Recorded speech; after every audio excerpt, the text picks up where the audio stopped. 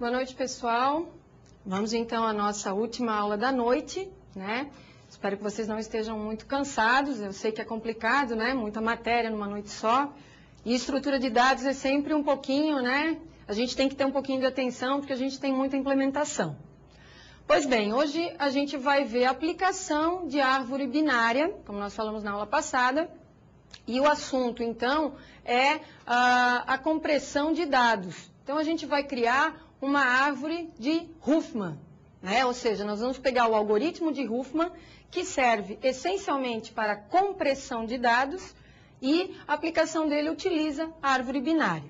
Bom, esse algoritmo de Huffman, ele é utilizado por vários compactadores comerciais existentes, né? Como o WinZip ou o WinRAR também. Ele é um dos algoritmos mais simples de compressão de dados, né? Por isso talvez também é bastante utilizado, certo? Bom, então na aula de hoje a gente vai ver como a gente faz essa compressão de dados, bem como a implementação, né, feita orientada a objeto, ok? Vamos então verificar qual é o algoritmo de Huffman, como que ele funciona. Acompanhem comigo o slide. Bom, vocês têm no texto toda uma explicação, né, sobre a ideia inicial de Huffman, mas o que nos interessa aqui é essencialmente o algoritmo, né? O que nós vamos fazer? No algoritmo de Huffman, nós temos uma série, né, um texto inicial, geralmente guardado num arquivo, e nós vamos fazer o quê? O primeiro passo é contar a quantidade de cada caractere existente nesse arquivo, ou nesse conjunto de dados, gerando uma tabela de frequência. Ou seja, nós vamos contar cada letrinha diferente e identificar qual é o número de vezes que ela aparece. Por exemplo, num texto faca, nós teríamos o A aparecendo 2 vezes, o F aparecendo 1 vez e o C também aparecendo 1 vez. Então, nós teríamos aqui os caracteres e, do outro lado, as frequências, né, de cada um deles. Visto isso, o segundo passo, nós temos a ordenação dessa tabela de frequência, né? Vejam aqui que ela não está ordenada, né? No caso aqui é de forma crescente a ordenação, né? Então nós teríamos que ter algo invertido. Para quê? Para que a gente possa fazer o passo número 3, que é pegar os 2 primeiros símbolos que têm a menor frequência, né? E combiná-los em um novo nó da árvore, que faria o quê? Ambos esses caracteres seriam filhos desse novo nó, e o novo nó da árvore, ele teria como valor a soma das frequências dos seus filhos, né? Então, a gente teria aí uma combinação para poder passar, então, ao próximo passo, que é justamente inserir esse novo nó na sequência correspondente ao seu valor dentro da tabela de frequência, né? Então, nós teríamos aquela tabela hoje, nós teríamos o A, o C e o F, né? Iríamos combinar, aqui é 2, aqui é 1 e aqui é 1, nós iríamos combinar esses dois, retiraríamos eles da tabela e geraríamos um novo nodo, onde teríamos o quê? Sem um símbolo, porque ele seria o pai desses dois, com frequência 2 e conectado a essas informações que geraram esse nodo novo, né? E isso vai sendo feito, vejam aqui, ó, repetindo o passo 3 e passo 4, até que sobre apenas um nodo da árvore, cujo valor de frequência seja 1 ou 100%. Que aí, no caso, a gente tem quem? A raiz dessa árvore. E aí o processo, obviamente, finaliza, nós temos a árvore de Huffman montada, certo? Após isso, o passo 6 é atribuir a todos os ramos à esquerda da árvore o valor 0. E todos os ramos à direita, valor 1. Para quê? Para que a gente possa gerar uma sequência binária, né, de zeros e uns, para representar o caractere desejado, né? Então, aqui a gente tem o algoritmo de Huffman, passo a passo, mas que com certeza vocês, na apostila, podem acompanhar também a elaboração visual da árvore, né? Que vai auxiliar, que vai ajudar muito no entendimento desse algoritmo. E prestem atenção também no seguinte, o passo número 6 daquela árvore, ele não se refere a todo o trabalho feito anteriormente. Infelizmente é um erro, né, na apostila, a gente vai executar todos os passos da montagem da árvore, vocês vão poder acompanhar passo a passo, e o passo número 6 vocês vão ver que gera uma árvore diferente, porque houve esse probleminha ali, e dali nós vamos fazer um exemplo de compressão de dados e um exemplo de descompressão, utilizando aquela árvore que a gente criou, certo? Bom, então, novamente, vamos passar ao slide para a gente acompanhar como que é a elaboração dessa árvore. Então, a gente tem aqui uma sequência de nodos, né? Isso foi retirado de um arquivo qualquer, né, com um determinado texto, e gerou a seguinte sequência. Caractere F, 5 aparições, caractere E, 9, caractere C, 12, B, 13, D, 16 e A, 45. Vejam vocês que já está ordenado de forma crescente, né? Então, esse é o passo 1 e 2. Pegar os caracteres e calcular as frequências.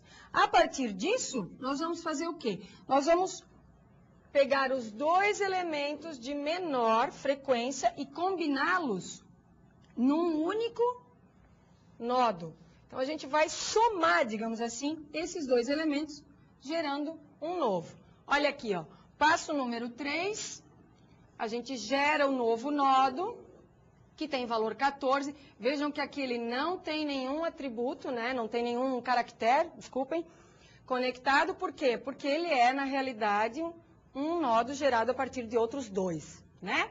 E aí a gente insere esse nodo aonde? Justamente na tabela dos caracteres, de forma que ela continue ordenada de forma crescente. Então, temos o C, o B, e aí encaixa o nossa nova subárvore aí, né? A gente continua tendo o F e o E, não podemos perder, para continuar o processo. Então, novamente, vamos combinar quem? Vamos voltar aqui só um instantinho. Vejam que aqui a gente tem agora, então, quem? O C e o B, que são os dois menores. Vamos combinar esses dois. Então, está aqui a combinação, gera 25, por quê? Porque eu estou 12 mais 13, total 25. Novamente, encaixo esse 25 na tabela, né, de forma crescente. Beleza, temos essa árvore aí. Vejam que agora a gente chega no passo 4, onde os nossos nodos são uma subárvore e um nodo simples. O que a gente vai somar? A gente vai somar esses dois valores aqui, ó, certo? Então, 14 mais 16, isso dá 30. Olha aí, ó, passo número 3 novamente, gerando, veja que ele já ficou bem maior, né, já uma árvore com 3 níveis, né, onde a gente tem, novamente, a soma, né, dos valores. Então, agora a gente já tem um nodo e outro sem dados, né, sendo soma. E encaixamos novamente aqui. Então, o primeiro 25, o outro 30 e o único, né, sozinho, 45A. Novamente, o que a gente faz? Pega os dois de menor valor, o 25 e o 30, né? E combina esses dois. Volta adiante, ou segue adiante, melhor, né? E fazemos o quê? 55, a gente criou esse no passo 3, esse passo 3 é importante, eu acredito que não esteja assim identificado na apostila de vocês, por isso que eu ressaltei. Tem o 55, que é a soma desses dois, né? Que foi a geração do passo 3, e agora a gente vai encaixar ele na árvore, né? Na tabela de frequência. Aí, ó. Encaixamos depois do A, porque ele tem um valor maior do que o 45. Aí, o que nos resta? Somar esses dois, né? 45 mais 55, nós vamos chegar a 100, que é a questão do 100%, né? E vamos chegar a criar a raiz da árvore. Tá aí, então, o passo 3 final. E o passo 6, né, que monta essa árvore aqui. Então, nós temos a árvore em si, né, sendo o passo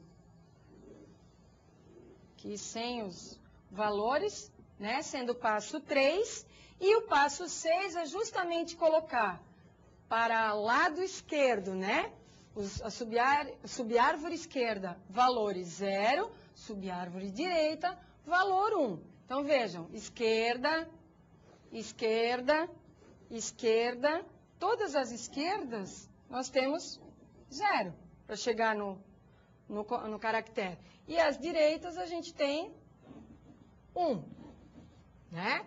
Isso é o passo 6. Bom, montando então essa árvore, a gente pode gerar essa tabelinha aqui, que vocês, no caso, têm uma outra tabela, né? Mas esta é a tabela correta, a árvore que nós trabalhamos até o momento, onde eu tenho, para chegar no A, basta eu sair da raiz e andar para esse nodo aqui, certo? Nisso eu consigo alcançar o caractere A apenas tendo valor 0. Então, o caractere A tem valor 0 na minha compressão. É o 0 que vai representá-lo. No caso do B, vejam só, onde é que está o B? Aqui embaixo, ó. No caso do B, eu já tenho que andar um pouquinho mais, né? Opa, acho que passou um pouquinho. Bom, no caso do B, eu tenho que andar um pouquinho mais. Deixa eu ir só para frente um pouco. Aconteceu alguma coisa aqui. Bom, deixa assim. No caso do B, o que a gente tem que descer? Então, eu vou descer para a esquerda, desculpem, para a direita, depois para a esquerda, depois para a direita de novo. Pego 1, 0, 1. 1, 0, 1. Esse é o valor que vai representar o B. E assim sucessivamente, descendo da raiz até os nodos folha, eu vou montando a minha tabela de compressão de dados, né? Com isso, eu vou ter cada um daqueles caracteres iniciais, onde a gente tinha a frequência deles, né, o número de aparições dele dentro do texto, nós vamos ter representado nessa tabela, só que ao lado nós vamos ter um valor binário que vai representá-lo em termos de compressão de dados. E o importante aqui, se vocês verificarem, é quanto maior a frequência do caractere, mais curto ou menor é o valor binário representado, né, que o representa. O A, por exemplo, que é o primeiro valor que aparece ali, nós tínhamos o quê? 45 aparições dele no texto. E ali ele simplesmente é representado pelo valor 0. Saio da raiz e já acesso a ele. Por quê? Para facilitar, né, a compressão, para diminuir o número de trabalhos, né, o número de acessos, o número de descompactações que a gente tem que fazer, né? E até no caso, quando a gente fala de árvore, o número de descidas em profundidade na árvore que a gente tem que ter, ok? Então, isso é bastante importante. Quanto maior a frequência do dado, menor vai ser o símbolo de compressão que vai representá-lo, certo? Bom, seguindo em frente, vamos fazer um exemplo, então, de compressão e descompressão de dados usando aquela árvore ali. Sigam comigo no slide. Eu tenho aqui uma palavra, faca, né? Dentro daquela nossa tabela, vou botar aqui um pouquinho só para lembrar, A, B, C, D, E, F. Então, eu consigo, né, escrever faca, porque eu tenho o A, o C e o F, beleza? Então, posso usar essa tabela de compressão. Então, a palavra faca, qual vai ser a compressão dela? Vai ser essa aqui. 1100, 0, 100, 0. Esse aqui é o F, esse aqui é o A, esse aqui é o C e esse aqui é o A, certo? E a gente tem uma compressão de 32 bits, que era o que gastava para escrever faca, né? Porque a gente tem 8 bits em cada uma das letras. Lembram disso? Um caractere gasta 1 byte, né? Então, nós tínhamos aqui 32 bits. E a compressão dele vai gastar o quê? 9 bits. Então, nossa, a gente teve aí uma taxa de compressão de 28%, isso é bastante, né, interessante. E diminui bastante, no caso, o espaço, né, que nós temos aí para armazenar essa variável. Muito bem. Quando a gente faz a descompressão, vamos adiante aqui. Opa. Quando a gente faz a descompressão, isso aí, chegou agora, vamos novamente fazer a descompressão da palavra faca. Então, nós tínhamos esse valor aqui, essa sequência de zeros e 1, e para fazer a descompressão, basta seguir a árvore. Então, a gente vai pegando cada um desses númerozinhos aqui, cada um desses dígitos, e trabalhando dentro da árvore. Então, a gente tem, primeiro, 1, segundo, 1, terceiro, 0, direita, quarto, 0 também. Chegamos no F. Beleza? Descobrimos a primeira letra. Depois, o seguinte é o próprio 0. 0, chegamos no A. Né? Então, descobrimos a segunda letra. E assim vamos fazendo novamente para o C. 1, 0, 0, chegamos no C. E, por último, o 0 novamente, né? Que é o A. E aí a gente consegue descompressar, né, essa palavra e a gente chega no resultado dela, ok? Bom, eu acredito que vocês tenham conseguido entender agora, com a árvore completa e com um exemplo que tem a ver justamente com a árvore que a gente montou. Na apostila de vocês, o professor, o autor da apostila, utilizou uma outra árvore final, uma outra tabela de compressão e um outro texto para fazer o exemplo de compressão e descompressão, tá? Então, agora a gente tem um conjunto completo aqui. Bom, dando sequência, a gente vai ver a modelagem, então, para seguirmos na implementação. Vamos aqui. A gente tem a árvore, né? Isso vocês podem acompanhar na apostila de vocês, é um pouquinho complicado porque tem muito item aqui.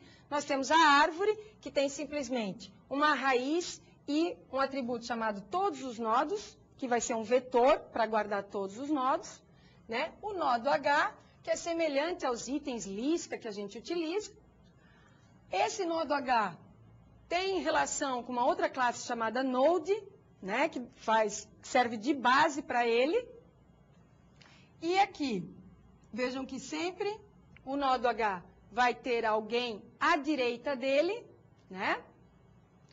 Aqui a gente tem o dado Huffman, que é aquela questão do caractere e da frequência, né? E aqui a gente tem, na classe Huffman, simplesmente a aplicação completa, né? Então, vamos olhar, antes da gente fazer uma paradinha, a classe dado Huffman. Ela tem, então, 2 atributos, o byte e o valor, né? Então, aqui, quando a gente gerar um dado Huffman, ele vai ser algo desse tipo. Ele vai ter um atributo byte, um valor, e vai ter valores, né? Vai ser valorado, por exemplo, como A, aqui, e um valor de frequência. Por exemplo, 45, como era no nosso caso. O public toString nada mais é do que uma sobrecarga, né, do método já existente. E aqui, novamente, a gente usa o operador ternário. Para quê? Ele verifica se existe efetivamente algum valor aqui, se existe uma letra, né? Então, ele pega o valor de byte e verifica se é maior do que 0. Porque todas as letras têm valor, né? São representadas numericamente, internamente, e tem valor maior do que 0. Então, se byte, né? Lembram do operador ternário? Se byte for maior do que 0, ele cria uma nova string que vai pegar justamente o primeiro item aqui, o valor do byte, a letra, né? Transformá-la em string e somar com isso aqui. Então, mais um espacinho, né? Um hífen e mais o valor 45. Então, na realidade, a gente teria aqui uma apresentação A-45 na tela, que é a primeira apresentação que a gente faz dos valores na aplicação final. Caso esse valor fosse zero, no caso da gente ter um nodo que é a junção dos outros dois, vejam que ele vem para esse item aqui, ó, depois dos 2 pontos. Ele tem um caractere nulo, né? Não existe ninguém. Aí ele só iria apresentar, por exemplo, como era o caso do 55 lá, nada de caractere, tracinho 55. Bom, aqui a gente tem o getLetra, que retorna o valor, né? Pega isso aqui e leva para algum lugar. Está necessitando mostrar esse valor. O setLetra, que pega esse atributo, esse argumento aqui e joga para dentro de byte. O getValor, que também recupera o valor, né? O conteúdo do atributo valor. O setValor, que pega e faz, então, a atribuição do argumento ao valor aqui, que é o atributo. E o construtor, 2 construtores, melhor, né?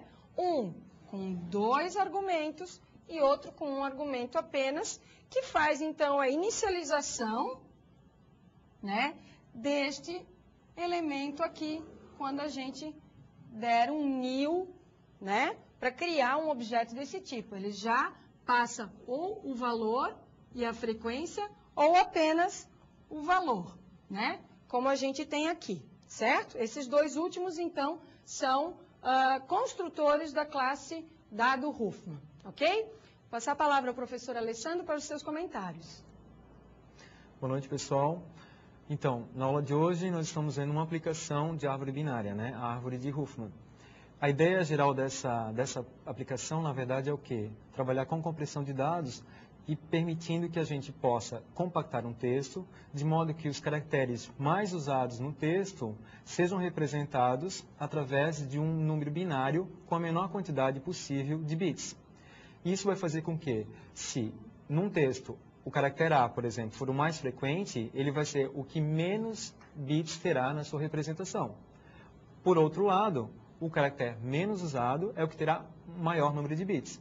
Consequentemente, por maior frequência do caractere A, o caractere nesse caso mais usado, para esse exemplo, nós teríamos um texto compactado com menor quantidade de bits do que o texto original. Então, essa ideia só é conseguida por quê? Pelo agrupamento dessas frequências. E como esse agrupamento é feito? Através da formação de uma nova árvore, né? A árvore de Huffman. Então, a gente pega sempre 2 subárvores e, observando essas frequências, a gente vai compor uma nova árvore. Então, a árvore, pessoal, ela é montada de baixo para cima. Isso é importante observar. A árvore não é montada de cima para baixo, como nas aplicações que nós tivemos nas aulas anteriores. A gente trabalhava sempre com métodos de inserção, e a inserção sempre ocorria a partir da raiz da árvore. Agora aqui não. A árvore de Huffman está sendo montada de baixo para cima. Então, o último elemento a ser inserido na árvore será justamente o elemento de maior ocorrência em algum texto. Consequentemente, ele será o que apresentará a menor quantidade de bits. Por quê? Porque eu vou precisar percorrer somente uma aresta a partir da raiz para encontrar esse elemento que tem a maior ocorrência. Ok, pessoal? Então, essa é uma situação. Outra colocação que eu quero fazer a vocês é o seguinte. A árvore de Huffman é uma árvore binária, mas ela não é uma árvore binária de busca. Ok, pessoal? Então, é o seguinte, isso é muito importante vocês perceberem a diferença entre o que a gente está tratando hoje, na aula de hoje, e o que nós vimos na aula passada. Na aula passada, a gente viu a árvore binária de busca e tinha aquela relação de menor à esquerda e maior à direita, relação que se manteria para cada um dos nodos da árvore. Muito bem, na árvore de Huffman isso não acontece. Então, uma sugestão é, que tal a gente implementar uma classe chamada árvore binária? E a partir dessa classe árvore binária, a gente fazer 2 especializações. Uma especialização para a árvore binária de busca, que é o que você já tem, já está na apostila, já discutido na aula anterior, e uma outra, que seria então essa aqui da árvore binária, a árvore binária de Huffman. Então, nós teríamos 2 subclasses como especializações da classe árvore binária. Então, esse é um bom exercício, ok? Que a gente pode estar trabalhando com vocês, ok? Então, são essas considerações que eu tenho no momento. Eu vou voltar para a professora Fernanda, para ela dar, então, continuidade à aula. Professora Fernanda, com a senhora. Bom, então, dando continuidade, vamos voltar à nossa implementação, né? Que a gente tem bastante código. o que eu fiz agora? Eu inverti um pouco a ordem, né, dos códigos que a apostila apresenta, para a gente ver primeiro as pequenas partes, né, e depois chegarmos, então, à aplicação, ok? Vamos, então, agora, após a apresentação do dado de Huffman, a gente vai ver qual é a implementação do nó do H. Vamos tentar entender essa implementação. Acompanhe o slide, por favor. Então, a gente tem o nó do H, ele deriva desse Node. Node é uma interface, né, existente no Java também. Aqui vocês também poderiam trocar, por exemplo, pelo nó AB, né, ou implementar algo semelhante ao nó AB, desde que, obviamente, fizéssemos algumas alterações, né. Novamente, aqui a gente tem toString, que pega os dados, né? O nosso dado é um objeto, e ele transforma em string justamente para o system.println, system.out.println, conseguir apresentar na tela, né? Pois bem, aqui a gente tem, dentro do nó do H, um método chamado getFilhos, não é? Que tem alguma novidade aqui para a gente, que é esse vector. Vector é uma estrutura, né, uma classe que trabalha com valores, também para guardar valores, né, a gente pode traduzir como vetor, mas ele é diferente do array. Ele não tem limite, né, de dados armazenados. Então, é uma coisa muito interessante, a gente pode ir acoplando valores a esse vetor. Então, a gente criou aqui um objeto do tipo A, né, que é justamente um vector, né? Então, aqui a gente não tem noção, não tem limite para os dados a serem guardados. O que acontece nesse getFilhos? Ele verifica, logicamente, quem é que vai chamar getFilhos? Um determinado nó do H, né, da árvore. Esse nó do H, ele verifica o quê? Se o filho esquerdo, né, é diferente de nulo, ou seja, tem alguém, ele pega esse filho esquerdo e adiciona ao vector. Então, aqui a gente teria uma referência a um nó do H, né? A gente vai ver já quais são os atributos dele, mas na realidade é direita, esquerda, dado e pai, né? A gente teria isso aqui, o dado ainda a gente tem aqui, o dado de Huffman, mas no caso a gente faria o quê? Ele pegaria esse esquerdo e jogaria na primeira posição do nosso vector. Se não tivesse nenhum, né, se o esquerdo fosse nulo, ele não faria nada. E aqui, no caso, ele faz também a mesma coisa, adiciona o filho direito de um determinado nodo na segunda posição, caso ele exista. E depois retorna este vetor aqui que a gente acabou de criar para ser utilizado mais tarde. Então, aqui, como o próprio nome diz, né, getFilhos pega os dois filhos, ou os filhos, de um determinado nodo. Aqui a gente tem os atributos, então, do nó do H. Nessa figurinha aqui, vocês também podem acompanhar, né? É um objeto do nó do H. Que quando a gente gera esse objeto, vejam aqui, ó, direito, esquerdo, dado e pai. São os 4 atributos. Direito, esquerdo, né? E pai são nulos, ok? O dado, vejam que ele é object, né? Então, ele vai apontar um determinado objeto, mas também inicializa como nulo. Então, o nodo nunca tem valor algum quando ele é inicializado, quando ele é criado, né? Muito bem. Aqui a gente tem, então, o construtor, né? Então, quando a gente vai construir um dado, um nó do H, a gente passa um dado, e esse dado é um object, ele tem um tipo qualquer, né? Nesse ponto aqui, super, ele chama o construtor da superclasse, que é o node, né? Então, ele faz as atualizações necessárias, e nesse caso aqui, ele atribui o dado. Essa atribuição de dado é justamente fazer com que esse atributo dado se ligue a um nodo do tipo dado Huffman, onde a gente tem um byte, por exemplo, o byte A, e um valor, sei lá, 45, por exemplo, né? Então, aqui a gente tem o nosso nodo H, né? Nosso nodo, provavelmente, quando ele foi criado. E vejam que o dado mesmo, ele está dentro de um outro objeto. Então, isso é bastante importante que vocês entendam para conseguir visualizar, ou melhor, que vocês, né, consigam visualizar para entender a implementação, ok?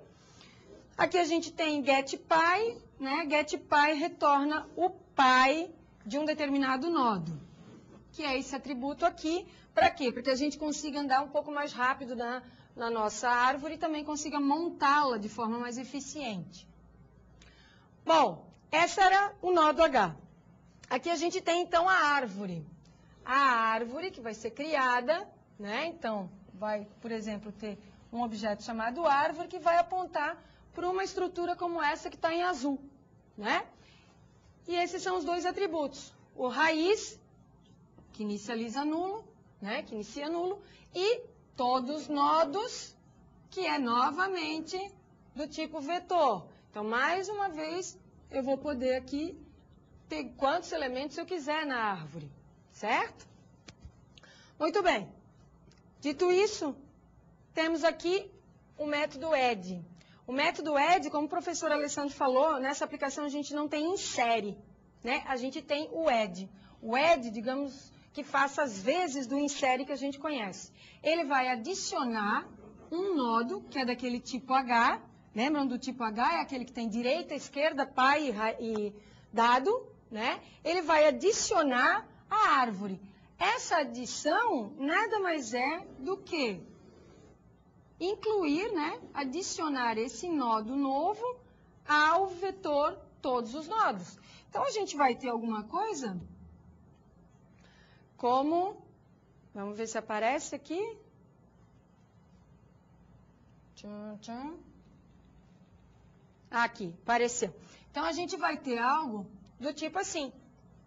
Nós vamos ter o raiz, na primeira vez que a gente vai adicionar, a gente vai ter aqui o todos os nodos apontando para esse nodo H, né, que tem um determinado nome nodo, ok? E, consequentemente, como ele é o primeiro, a raiz também vai referenciar esse elemento.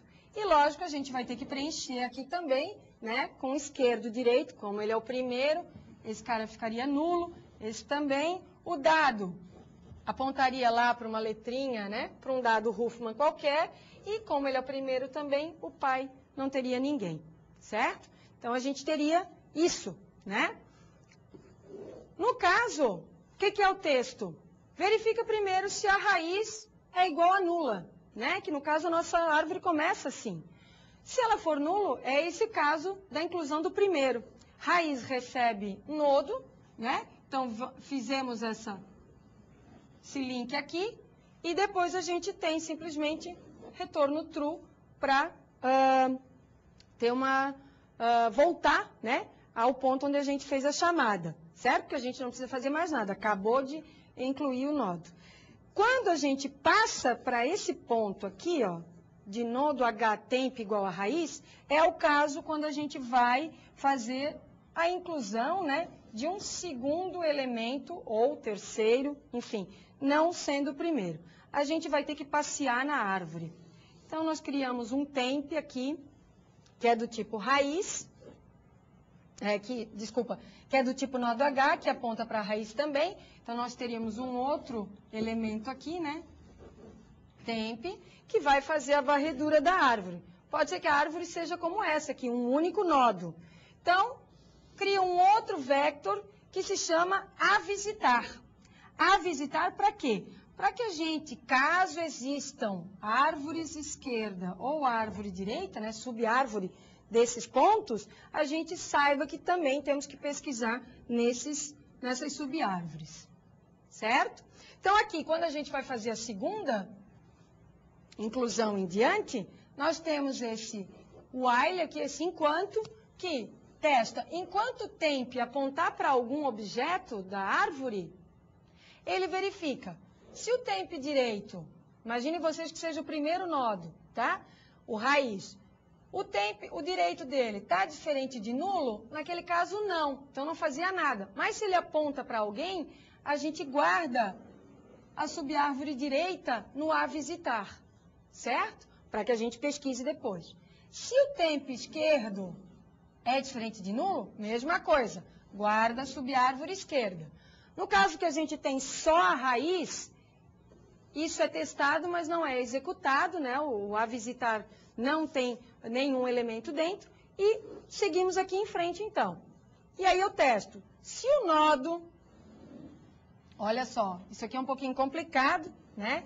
A gente tem um compare to aqui, mas na realidade eu estou comparando o seguinte. Se eu tenho um determinado nodo na árvore, né? Que tem valor t, por exemplo, o dado dele tem valor t. E eu estou colocando um S, tá? Eu vou comparar esses dois, né? Então, ele pega o primeiro nodo, o novo nodo, um S, e testa se ele é maior do que o T. Se ele é maior do que o T, ótimo. Ele verifica também se o nodo ponto direito está nulo. No nosso caso, ele não é maior do que o T, né? Então, ele pula para o caso do else. Ele vai fazer uma próxima inserção ou um próximo teste. Ele verifica, então, se o nodo esquerdo é igual a null. Para quê? Para que possa adicionar a esquerda, né? Então, esse adicionar a esquerda nada mais é do que você ter um nodo, né, existente lá, que esse aqui é o temp. Tem um novo nodo. Esse nodo tem S, esse nodo tem T, lógico que não é, né? A configuração em memória é um pouco mais complicada, né? O que acontece? O nodo pai, então o nodo pai, o atributo dele pai, vai apontar para o temp. Então ele pega esse cara e sabe que ele é o pai. A árvore esquerda, ou o elemento à esquerda do temp, que é a nossa raiz, vai apontar para o nodo. Né? Então, a esquerda aqui aponta para o nodo, certo? E também a gente volta depois, porque não fizemos a inserção, não precisamos verificar mais nada, né? Caso a gente não consiga, voltando aqui um slide, caso a gente não consiga nem adicionar à direita, nem adicionar à esquerda, como a gente tentou agora, a gente vem e verifica essa questão aqui. O avisitar.size, então, o avisitar é um vector, né? A gente verifica se tem algum elemento dentro dele, então, size é um método já existente, verifica se o tamanho é maior do que 0. Se tiver, o que a gente faz? O temp aponta para esse nodo que a gente vai acabar de remover do avisitar. Por quê? Porque é um caso onde eu estou inserindo um terceiro elemento, né? E, por exemplo, esse esquerdo já poderia estar apontando para uma outra letrinha, né? Então, eu tenho que recolocar este E na árvore. Então, essa parte do if aqui serve justamente para isso, para verificar se a gente tem alguém para reintroduzir na árvore ou não, né? E aí, esse é o nosso retorno, né? Voltamos o while. E ficamos nesse laço até a gente finalizar, até a gente encontrar quem? No caso aqui, vamos voltar mais um pouquinho, até a gente sair do while quando o temp for nulo, né? Então, por isso que a gente tem também essa atribuição de temp nulo aqui, certo? Então, aqui a gente faz as adições, né? Bom, aqui não tem novidade alguma para vocês, eu só peço para vocês corrigirem o que está em vermelho, né? A gente tem o show pré-ordem, que vai fazer a apresentação dos dados da árvore. Então, a gente tem o dado da raiz, esquerda e direita, né? Isso aí a gente já viu na aula passada. Esse outro método, show aqui, ele vai apresentar a árvore, né? Vai desenhar a árvore mesmo, como sendo o primeiro nodo, né? Depois um segundo nodo, e depois um terceiro nodo. A gente vai ver na aplicação final como fica isso, tem uma telinha para vocês verificarem, né? Ele apresenta isso aqui em termos de árvore mesmo, tá? Eu não vou entrar em detalhes porque é simplesmente mostrar, né? Chamar novamente aqui o mesmo método, que ele é recursivo, e aqui tem uma apresentação do dado. Então, aqui um espaço em branco, mais uma flechinha, e o dado raiz, né? Então, a gente assume isso. Show tabela, mesma coisa. Show tabela vai mostrar aquela tabela final, onde eu tenho, por exemplo, que o A tem só 0 na compactação, o F tinha 1, 1, 0, 0, por exemplo, e assim por diante, né? Então, esse show tabela vai mostrar isso aí. Eu vou ter uma raiz, né? Porque eu vou ter que passear na árvore, um determinado valor, e vou fazendo as apresentações aqui. Verifico se a raiz é nula, então retorno, né? Não tenho nada o que fazer. Se não, se eu tenho pelo menos um item, o que eu faço? Eu pego raiz.dado, que é o elemento, né?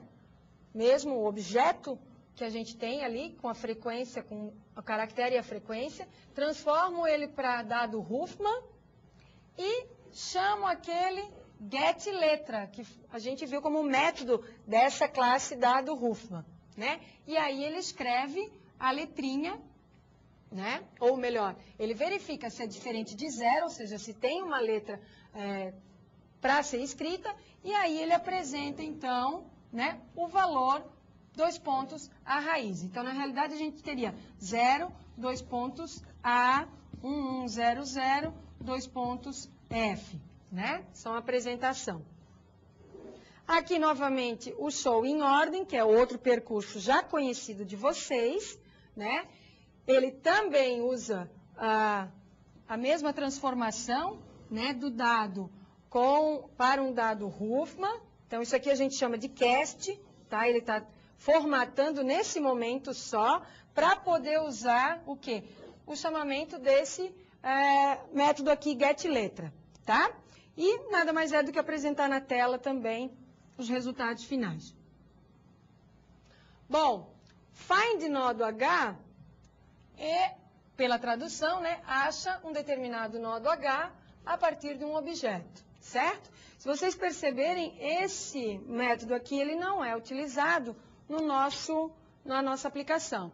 Mas, vamos passar por ele rapidinho. A gente vai ter que varrer, né, a raiz, porque ele vai querer achar um determinado nodo. Então, o temp aponta para a raiz. Eu crio novamente um vetor a visitar, para a gente saber por onde que tem que passar. Um objeto chamado retorno, porque eu quero retornar um nó do H, então eu já crio uma referência para ele. E aqui nesse while eu faço o quê?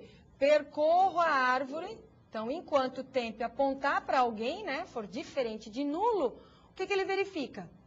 Ele verifica novamente se existe realmente algum dado e se esse dado é igual ao objeto que eu estou passando por parâmetro. Se for, eu achei o objeto e posso, né, break. Break é uma instrução que para o laço. Posso sair do laço e já chegar aqui no retorno. Então, porque eu achei o objeto, esse objeto foi passado para o retorno, posso retornar, né, ele por aqui. Caso não seja, o que eu vou ter que fazer? Eu vou ter que pesquisar um pouco mais para baixo no subárvore. Então, ele verifica se o temp, se aquele nodo tem uma subárvore direita, então ele marca essa subárvore direita para ser visitada. Ele verifica também se o esquerdo também tem uma subárvore, se tiver, ele também guarda essa subárvore no a visitar. E, por fim, ele verifica se o a visitar for maior do que 0, ou seja, existe alguém, bom, ele pega, então, o primeiro nodo do a visitar, vejam aqui, ó, remove, então ele tira, esse método tira do a visitar o primeiro nodo da posição 0, né, que os nossos vetores começam de 0, faz ele ser referenciado pelo temp, né, e volta aqui no processo do while. Caso contrário, se não tem ninguém, o temp é nulo, volta para o while, falha neste ponto e retorno, né, dá o retorno. Então, aqui a gente sempre vai ter a referência de algum nodo ou null como retorno desse acha find nodo H, certo? Muito bem. Agora, então, a gente chegou na implementação. Classe Huffman vai direto para o main, ela não tem nenhum atributo, nada, né? Então, o que a gente vai fazer? A gente vai criar aqui uma árvore, tá? Essa árvore, na verdade, é uma referência ao quê? a um objeto maior, onde a gente vai ter raiz, né? E aquele todos nodos, que tem um pouquinho de espaço para a gente escrever, que é um vetor. Então, começo da minha árvore é isso aqui, né? Esse comparator aqui nada mais é do que fazer uma comparação com o pai, né? Então, a gente tem na realidade aqui ele vai fazer dois objetos serem comparados, tá? Para quê? Para verificar se o retorno, né, é 0 quando eles forem nulos ou -1 caso seja falha, né? Então, esse compara pai como próximo item também não é utilizado, ele faz parte da classe Ruffman, mas nessa aplicação ele não está sendo utilizado. Mas a gente cria dois nodos temporários, vejam que aqui a gente pega os argumentos e transforma eles em nodo H, né? Depois faz a comparação para verificar também se a gente está o maior ou menor, né? Para a gente ter a nossa árvore sempre balanceada, digamos assim, né? E as verificações aqui, se o tempo direito ou esquerdo é nulo ou não, tá? No caso do compara direita, acontece a mesma coisa. A gente tem aqui também uma comparação, então, com a direita. Vejam que aqui a gente, elemento com elemento da direita e lá o elemento com o elemento pai, né? Então, a lógica é a mesma. A gente faz uma comparação e retorna 0 quando o dado, né, do pai, no caso, é menor do que o dado, é maior, desculpa, que o dado do filho, né? Senão, a gente retorna -1. Bom, mas o importante está aqui, ó. A gente tem File Chooser, né? Que é uma classe que pode fazer o quê? A escolha, abre uma janelinha, na realidade, para a gente fazer a escolha do arquivo a partir dos diretórios existentes no nosso computador, tá? Então, como aquelas telinhas, né, do Windows, que a gente tem aqui uma abertura do diretório, e aí a gente clica, ele vai aparecendo toda a árvore de diretório para a gente inserir, né, na chamada ou para a abertura de um arquivo. Bom, nesse caso aqui a gente tem o arquivo chamado arquivo, que ele pega diretamente do Chose aqui, que a gente criou, né, daquela janelinha, qual arquivo foi selecionado. E por fim aqui a gente tem esse objeto chamado nodos, que é do tipo hashmap, tá? Esse hashmap é importante que a gente entenda ele. Ele é uma tabela hash, muito usada em computação, né? Que ele vai ter o quê? Ele se chama nodos, né? Então, ele vai ter aqui uma referência a uma tabela hash. E essa tabela hash, ele tem, digamos assim, dois campos. Um campo que a gente chama de chave, onde a gente teria os nossos valores, né? Os nossos caracteres, tá? E outro campo, que é o valor. Esse campo valor aqui, na realidade, ele tem o quê? Um dado, né? A referência a um determinado nodo. Então, aquele nodo H, esquerda, direita, dado e pai, né? Então, a gente vai ter guardado aqui essa tabela para quê? Para justamente auxiliar na criação da nossa árvore, tá? Então, a gente cria essa tabela hashmap. Muito bem. Nada try, né? Vamos lembrar do try aqui que vocês viram lá com o professor Giliardi semestre passado. A gente tem aqui a verificação de leitura, né? Tentativa de leitura de dados a partir do arquivo. Então, eu criei um arquivo chamado, né? Uma forma de leitura chamada, um objeto de leitura chamado read, tá? Que ele é conectado ao arquivo, né? A gente cria uma outra variável aqui, um outro objeto A, que vai receber o quê? A leitura do primeiro elemento. Se eu tiver no meu arquivo a palavra teste, o que ele vai fazer? Esse primeiro A aqui, ele vai capturar o T, né? Então, ele verifica, foi maior do que 0? Ou seja, a tentativa de leitura deu certo? Deu. Então, eu tenho algo para criar o meu nodo. Muito bem. Aqui a gente vai criar, então, o nodo da árvore. Ele é nodo H, né? E ele pega o quê? Nodos é a minha tabela hash, né? Esse método get, ele vai pegar lá dentro a chave equivalente ao T. Bom, dessa primeira vez não tem ninguém lá dentro, então o nodo retorna como null. Se retorna como null, então cria-se um novo nodo, né? A partir do nodo H, vejam aqui, cujo objeto vai ser a partir do argumento que eu estou lendo aqui, do T, a partir da letra que eu estou lendo, com 0 para o valor de frequência, um dado Huffman.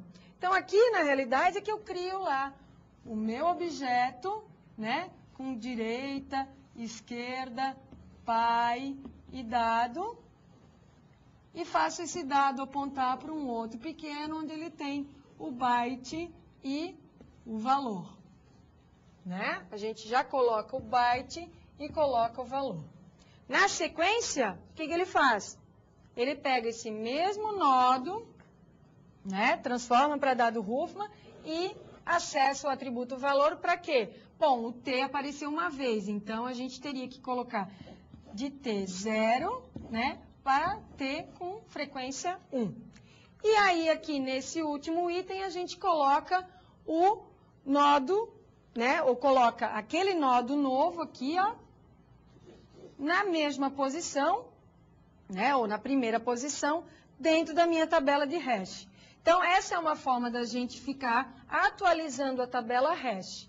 Vejam vocês que aqui a gente tem várias letras, né, ou duas letras repetidas, o T e o E, e essas duas seriam colocadas na nossa tabela hash, né? Gente, a aplicação é bastante grande, né?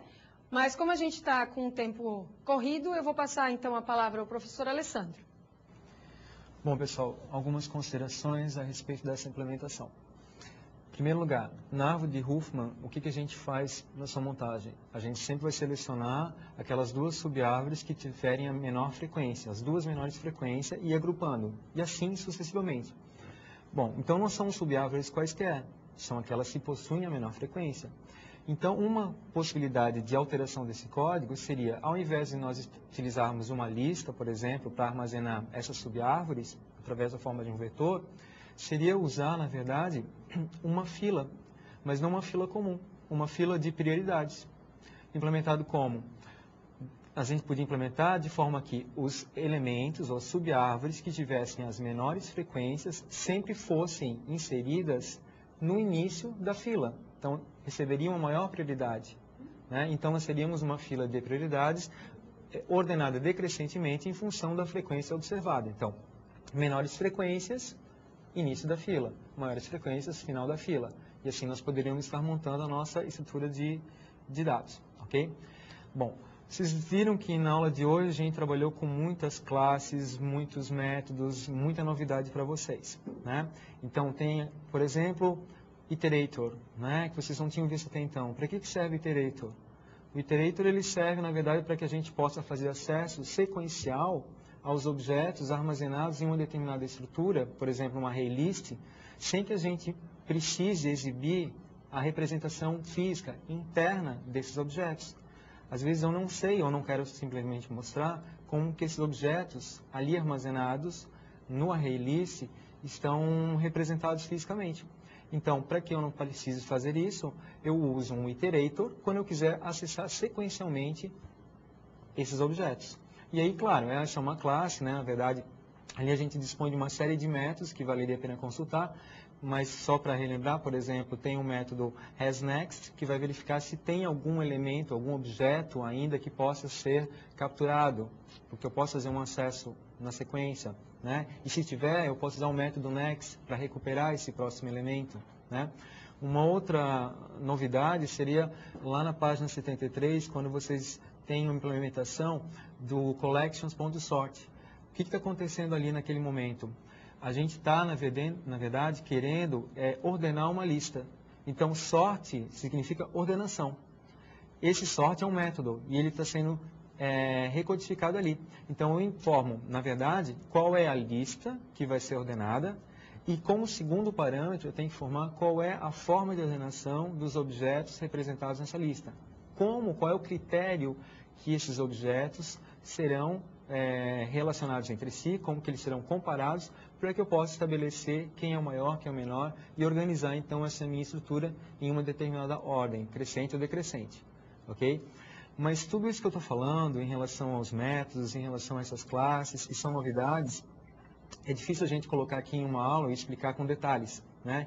Então fica, na verdade, a sugestão de que vocês façam uma consulta ao referencial bibliográfico que vocês têm aí disponível na apostila, mas, sobretudo, né, sugestão minha, é que vocês façam realmente o acesso ao próprio site da SAM, né? Porque lá vocês vão encontrar toda a documentação de cada uma dessas classes, de cada um desses métodos, de toda a API, e vocês vão poder consultar isso com muita propriedade. Tá? Então, o endereço, né, vocês talvez não lembrem, mas é http://java.sam.com.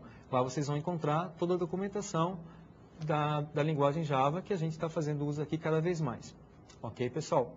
Então, eu vou passar a palavra para a professora Fernanda, para ela fazer a finalização da aula, e a gente se encontra semana que vem. Bom estudo! Bom, pessoal, a gente tenta sempre exemplificar o máximo possível para vocês, mas o tempo é realmente curto, né? Bom, então, só para a gente finalizar, é importante que vocês tentem justamente visualizar essas criações de objetos, né? Porque isso é que dá a dinâmica de todo o processo, né? Os elementos, na realidade, eles são sempre dispostos, né?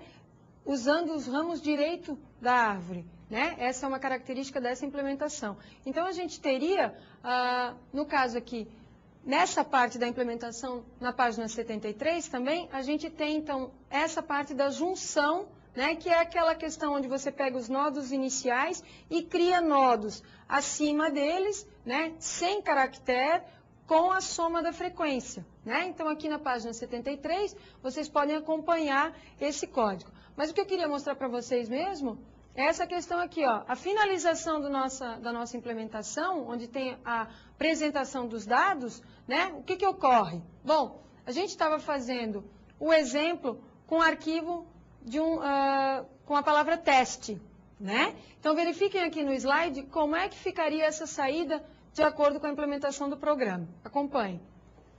Então, a gente teria aqui, como eu estava fazendo, a leitura de cada um desses itens, né? E aí a gente geraria aquela tabela hash, né? Com T, E e S, seus objetos de referência, onde teríamos as duas, né? Os vários nodos aqui, ok? E, a partir disso, a gente criaria também a nossa árvore, né? Que também ficaria conectada a esses objetos. Isso que é interessante. A tabela hash, né? Que é os nodos. A nossa array list valores, que também é um outro tipo de estrutura que pode trabalhar com vários dados, né? E a nossa árvore, toda ela ficaria conectada a esses nodos. E aí a gente teria a apresentação de um resultado como esse aqui, né? É importante que vocês, como o professor Alessandro disse, que vocês executem, que vocês tentem implementar, por exemplo, o Node, né? Para a gente ter o conteúdo assimilado. Sucesso para vocês, até semana que vem.